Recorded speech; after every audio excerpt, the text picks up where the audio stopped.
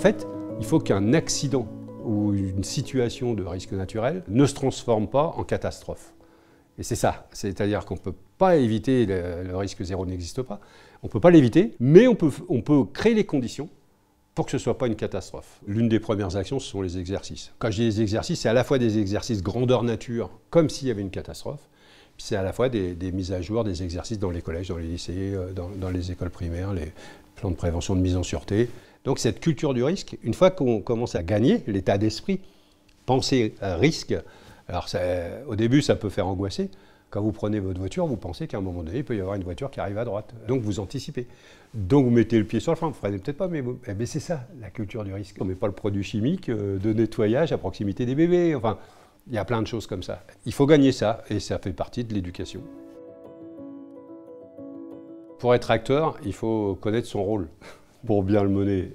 Et donc il y a la notion de se protéger, d'investir dans la connaissance. Je veux savoir, je veux pouvoir dire à mes enfants, expliquer en tant que père de famille ou mère de famille. C'est peut-être investir des associations qui sont un peu les aiguillons utiles justement de la prévention. Dans l'histoire, elles ont joué un rôle pour ébranler les gouvernants, pour ébranler les services de l'État, et jouent toujours d'ailleurs un rôle. Il faut connaître, il faut que les citoyens osent s'intéresser à tous ces sujets.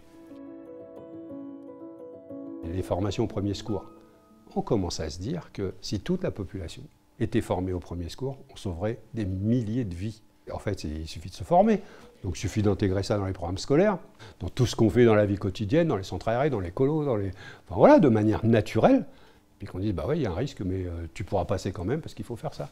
Il y a une chanson d'enfant qui dit, si tu veux traverser la rivière, regarde-la et prends ton temps. Parce qu'après, tu sauras comment la traverser. Et ben, c'est ça, regarde-la toujours. Donc ça veut dire la curiosité et aller chercher l'information. Les risques au Havre, je vais prendre les risques technologiques, puisqu'on a une vaste zone industrielle avec une raffinerie, des usines pétrochimiques, c'est-à-dire des risques d'explosion, des risques toxiques, des risques de boil-over en anglais, de boules de feu. Et donc on explique aux gens, à travers un document que l'on distribue et que l'on met à jour régulièrement, c'est le rôle des maires.